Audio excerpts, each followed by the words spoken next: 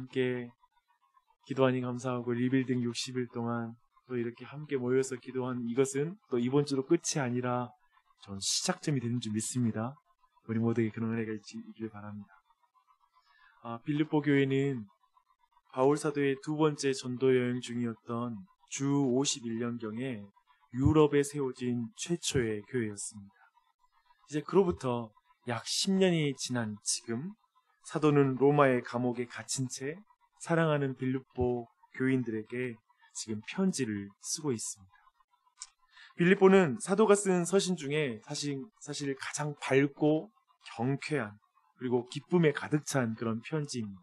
이 편지를 읽다 보면 사도가 얼마나 자주 지금 감옥에 갇혀 있으면서도 지금 밖에 있는 교회를 향하여 기뻐하라, 기뻐하라고 이렇게 외치고 있는 그 말들을 보게 되는데요. 그 장면을 볼 때 참 가슴이 먹먹해지고 그리고 사도 바울이 얼마나 그 기쁨에 가득 차 있는지를 우리가 알게 됩니다.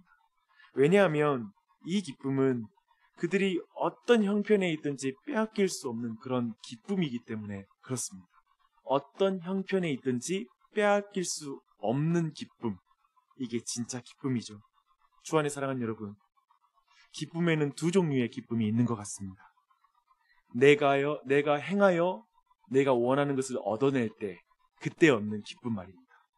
그리고 두 번째는 주님이 행하여 내가 얻는 기쁨, 주님을 믿음으로 말미암아 얻는 기쁨. 내가 행하여 얻는 그 기쁨이라면 아마도 우리가 아무것도 행할 수 없는 그런 상황, 즉 감옥에 갇힌 것 같은 그런 상황에 처하면 그 기쁨은 사라지게 될 것입니다. 하지만 그리스도를 통하여 얻는 기쁨, 그리스도를 믿음으로 말미암아 얻는 그 기쁨을 참으로 가진 자는 어떤 형편에 처할지라도 그 기쁨이 사라지지 않을 것입니다. 저는 여러분에게 예수 그리스도 안에서 참으로 기뻐하는 그 기쁨을 가진 그런 은혜가 넘치길 바랍니다. 아멘. 이제 1장의 주요 내용을 사실은 10주 전쯤에 제가 주일 설교로 한번 이 본문을 1장 본문을 다룬 적이 있습니다. 그걸 한번 여러분이 또 들어봤으면 좋겠고요. 자세한 내용은 아마 기억에 남지 않을 거예요. 그렇죠? 다만 2장으로 들어가기 전에 한 가지만 제가 짚겠습니다. 빌립보 교회는 사실상 굉장히 건강한 교회였습니다. 그래서 사도 바울의 사역에 끊임없이 지원해주는 그런 건강한 관계를 가지고 있었습니다. 다만 한 가지 마음에 걸리는 문제가 있었어요. 그게 1장 17절인데요. 한번 봐보십시오. 그들은 나의 매임에 괴로움을 더하게 할 줄로 생각하여 순수하지 못하게 다툼으로 그리스도를 전파하니라 라고 말하고 있습니다. 지금 감옥에 갇힌 사도 바울, 그런 의미에서 빌립보 교회는 그 이후에 또한 교회 지도자들이 세워졌겠죠. 근데 그 지도자들 안에 어떤 이들은 사도 바울을 시기하고 경쟁적으로 사역을 했다는 말입니다. 그러면서 그리스도를 전한 것이죠. 다만 이들이 매우 파괴적인 사도 바울의 대적들은 아니었습니다. 그래서 18절을 보니까요, 사도 바울이 그들이 그리스도를 전파하니까 난 괜찮아 라고 말하고 있습니다. 아마도 다른 복음을 전했다면 사도 바울은 괜찮다고 말하지 않았을 것입니다. 그들은 분명히 바른 복음을 전한 것으로 보이고요. 그렇지만 매우 경쟁적이며 시기적으로 사역을 했다고 말합니다. 저는 근데 이게 좀 이해가 안 되는 거예요. 경쟁적이면서 시기적으로 이렇게 좀 바른 복음을 전하면서 경쟁적이고 시기적인 마음을 가질 수 있을까라는 생각이 드는 거예요. 근데 오늘날 교회를 볼 때 가능한 것 같아요. 바른 복음 전한 게 아니라 바른 복음 전하면서도 사람들은 경쟁적인 마음을 가질 수도 있는 것 같아요. 그렇죠? 그런 어떤 상태였던 것 같습니다. 근데 2장 1절을 보면 이제 사도는 이 빌립보 교회 안에 그런 면에서 그리스도 안에서 권면과 사랑의 위로 그리고 성령의 교제와 긍휼, 자비와 같은 그런 일들이 있다라는 것을 인정합니다. 긍정적으로 말하고 있습니다. 빌립보 교회에서는 복음 사역이 굉장히 활발하게 일어나는 그런 교회였던 것으로 보입니다. 그런데 사도 바울은 더욱 완전한 교회로 나아가기 위해서 필요한 것이 있다라고 보는 거예요. 뭔가 부족한 것이 있다라고 사도 바울은 봅니다. 그게 2절이에요. 마음을 같이하여 같은 사랑을 가지고 뜻을 합하여 한 마음을 품어 아무 일에든지 다툼이나 허용으로 하지 말고 오직 겸손한 마음으로 각각 자기보다 남을 낮게 여기고 각각 자기 일을 돌볼 뿐더러 또한 각각 다른 사람들의 일을 돌보아 나의 기쁨을 충만하게 하라 라고 이렇게 말씀하고 있습니다. 그때나 지금이나 왕성한 사역을 하는 자들에게 더욱 필요한 것은 마음을 같이 하는 것이 중요한 것 같습니다. 그리고 같은 사랑을 가지고 뜻을 합하고 한 마음을 품는 게 정말 그 열정적으로 사역하는 사람에게 무엇보다도 필요한 것인 것 같습니다. 이 말은 눈에 띄는 사역을 활발하게 하는 사람일수록 같은 마음을 품는 게 굉장히 어렵다는 말이고요. 그리고 또한 경쟁적으로 치달아서 투기와 분쟁 가운데 사역을 해서 또 그것이 교회 안에 분란을 일으키기 쉽다라는 그런 말인 것 같습니다. 이런 일이 지금 교회 안에서 일어나는 것입니다. 그래서 사도는 마음이 갈라지는 것과 다툼과 허용을 피할 수 있는 매우 근원적인 그리고 매우 단순하지만 분명한 한 가지를 말하고 있습니다. 즉 마음의 변화가 필요하다는 거예요.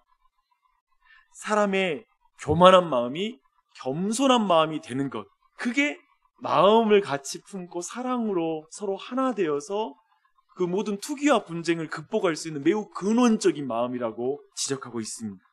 그래서 자기보다 남을 낮게 여기고 자기 일을 돌보라고 말하고 있습니다. 그런데 사람이 남을 자기보다 낮게 여기는 마음을 갖는 게 쉽지가 않습니다. 되게 어렵습니다. 우리가 어떤 모임이든지 교회 안에서 어떤 활동이든지 또 회의를 하든지 이런 모든 교회 안에 모임을 하다 보면 내 생각 그리고 내 판단 모든 환경 속에서 다른 사람을 나보다 낮게 여기는 것을 실천하는 것은 보통 어려운 일이 아닙니다. 정말 어려운 것 같습니다. 근데 그게 어떻게 가능하단 말입니까? 특별히 다른 사람을 나보다 낮게 여긴다는 것은 예를 들면 민감한 어떤 관계 속에서 내가 더 큰 죄인입니다.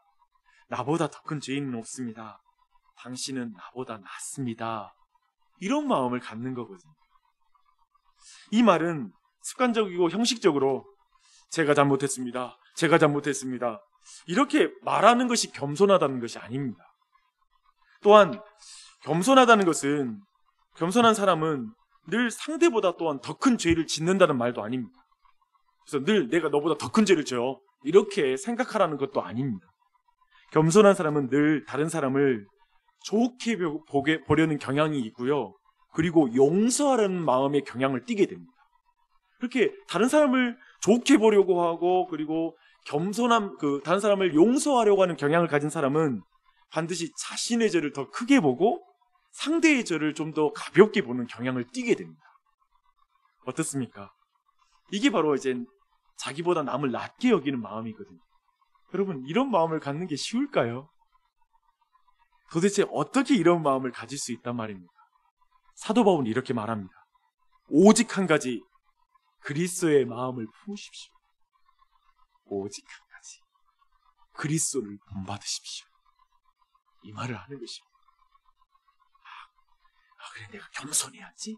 내가 남을 나보다 낮게 여겨야지. 내가 이번 주부터 그걸 행동으로 보여주겠어. 이래서 되는 게 아니라 그리스도를 바라보고 그리스도를 본받는 것으로만 그 마음을 가질 수 있다고 말하고 있습니다. 그리스도께서는 하나님이셨지만 종의 형체를 취하시고 이 땅에 우리 가운데 오셨습니다. 그리고 십자가에 죽으시기까지 순종하셨죠. 그러므로 하나님은 그를 지극히 높여 모든 이름보다 뛰어난 이름을 주사 하늘과 땅의 모든 존재가 그분 앞에 무릎을 꿇게 하셨다라고 말합니다. 그래서 우리는 그분을 우리의 주라고 시인하죠. 그리고 그분께 우리는 영광을 돌리게 되었습니다. 사도는 이 그리스도를 생각하고 그리스도의 마음을 품는 것이 성도의 존재, 성도의 언어, 성도의 행함, 그 모든 것에 힘이 된다라고. 그 그리스도를 보는 것이 바로 그렇게 남을 낮게 여기며 모든 행동을 하고 말을 하게 하는 능력이 된다라고 말하고 있습니다. 참으로 우리는 죄인들끼리 자기보다 남을 낮게 여기는 것을 굉장히 어렵잖아요. 죄인들끼리도 그 마음 갖는 게 어려워요. 그렇지 않아요? 근데 우리 구주 예수님은 우리를 낮게 하시려고 죄가 없으신 주님이 낮아지셨어요. 얼마나 놀라운 분이십니까? 그 예수님으로부터 우리는 남보다 나를 낮게 여기는 세상이라는 이 관성에서 남을 나보다 낮게 여기는 그 하나님 나라의 삶으로 나아갈 수 있는 것입니다. 그 예수님으로부터만 우리는 그 능력을 받을 수 있는 줄 믿습니다. 우리 조국교회의 신앙 현실을 한번 생각해 보십시오. 새벽부터 기도하고 매일 모여서 전도도 했고요. 온종일 신방도 부지런히 하고 매 절기마다 행사가 있고 전도 집회도 참 자주 와서 1년 내내 행사가 끊이지 않고 어떤 이벤트가 끊이지 않고 막 교회가 움직였죠. 얼마나 활발해요. 정말 많은 일들을 합니다.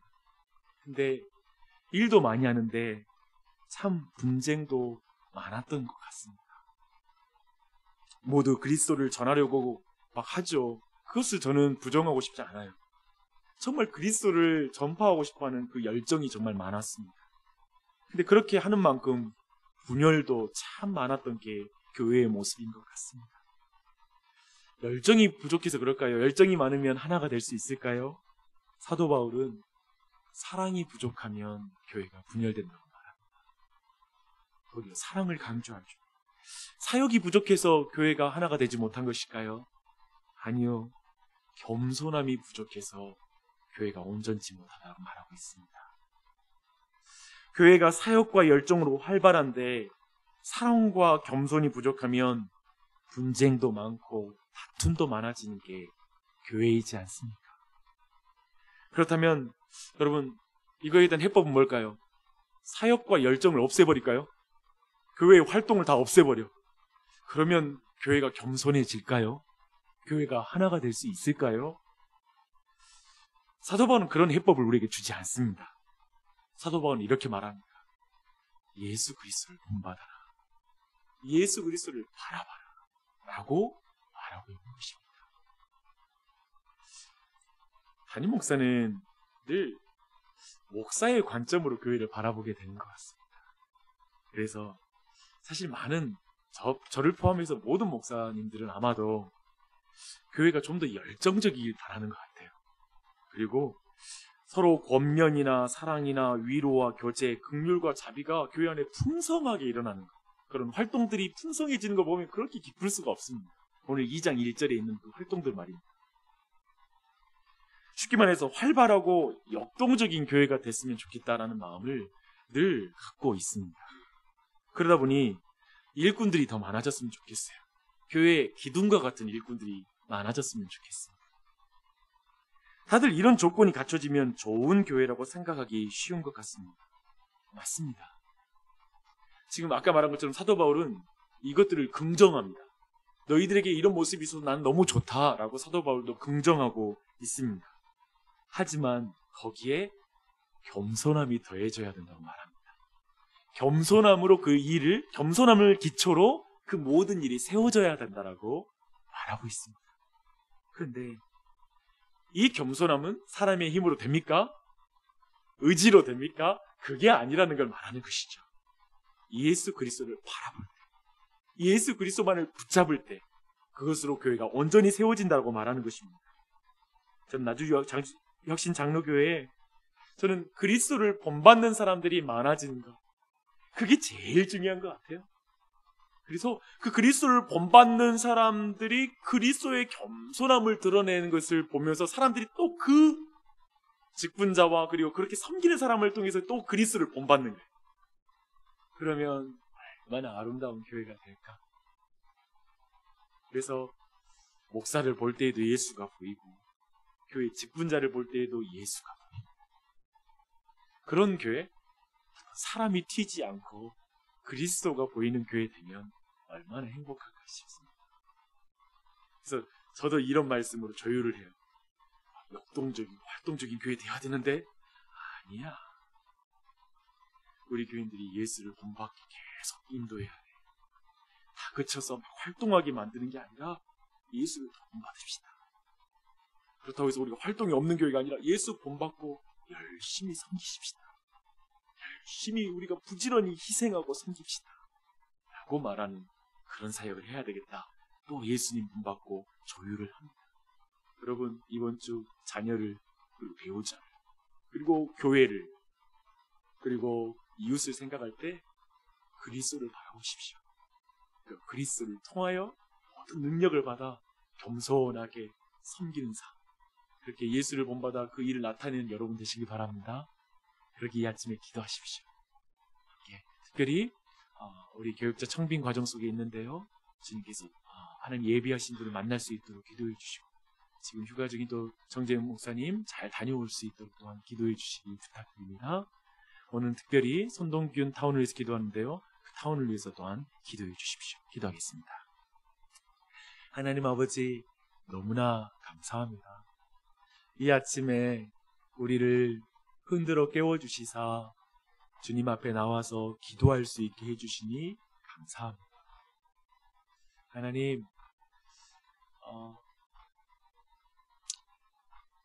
주님이 우리에게 원하는 것은 활발한 활동과 많은 성취가 아니라 그것보다 먼저 예수 그리스도를 본받는 자, 그래서 예수님을 닮아가는 자, 그래서 예수님과 같이 되어지는 그 영광스러운 존재가 되는 걸 원하시는 줄 믿습니다. 하나님, 이 아침에 그 말씀 들었습니다. 이 말씀이 우리 마음에 심장에 남게 해주시고, 그래서 주님 예수님을 본받는 그 기도를 드릴 수 있도록 은혜 베풀어 주시옵소서. 성령의 능력으로만 가능합니다. 오직 예수님을 바라볼 때만 가능합니다. 하나님, 우리에게 그런 겸손한 삶과 겸손한 그 마음은, 지금 그렇게 마음밭이 바뀌는 것은 오직 하나님의 사역인 것을 믿습니다. 참된 회개의 은혜가 없이는 될 수 없는 줄 믿습니다. 주님, 우리 모두에게 그 은혜 베풀어 주시고, 이 아침에 기도하는 자들에게 그 은혜를 부어주시고, 온 교회에 그런 은혜를 베풀어 주시옵소서. 특별히 하나님, 손동균 타운을 위해서 기도합니다. 우리 타운장에게 은혜를 베풀어 주시고, 늘 그리스도를 본받는 자 되게 해주시고, 그리스도를 주목하며 항상 남을 나보다 낮게 여기는 믿음 될 수 있도록 붙들어 주시옵소서. 김경란 우리 마을장과 그리고 공숙희 자매에게도 은혜를 베푸셔서 저들에게도 주님 새가족 마을과 그리고 찾는 이 사역을 할 때 늘 은혜 베풀어 주시고, 그들 또한도 주님 본받는 자 되어서 겸손히 주님을 섬기며 이 땅 사는 동안 예수님 많이 닮고 주님 앞에 설 수 있도록 은혜 베풀어 주시옵소서. 이 아침에 사랑하는 지체들 기도합니다. 기도하는 사람 한 사람 한 사람의 기도 제목을 들어주시옵소서. 마음의 소원을 들어주시옵소서. 특별히 그 마음의 소원이 주님의 마음이 되기를 원합니다. 주님의 목적이 되기를 원합니다. 주님의 뜻이 되기를 원합니다. 주님이 그 기뻐하시는 뜻, 주님 예수 그리스도를 본받는 자가 되는 것이 그 마음의 간절한 소원 되기를 기도합니다.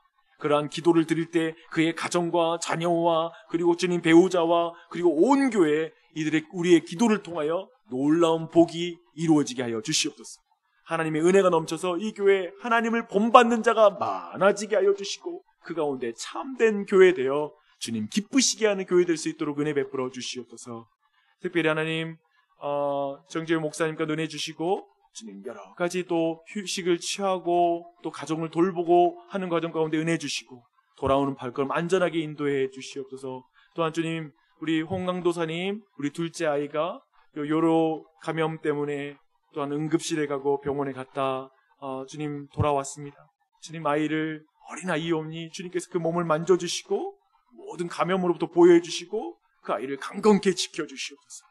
주님의 큰 은혜가 온 교회 안에 주님 모든 위험으로부터, 코로나의 위험과 모든 병마의 위험으로부터 하나님 온 교회를 지켜 보호하여 주시고 시험에 들지 않게 해주시고 악에 빠지지 않도록 보호해 주시옵소서. 하나님의 은혜가 온 교회에 넘치길 기도하며 이 아침에 기도하는 모든 영혼에게 성령으로 함께 하시길 간구하며 예수님의 이름 받들어 기도드립니다. 아멘.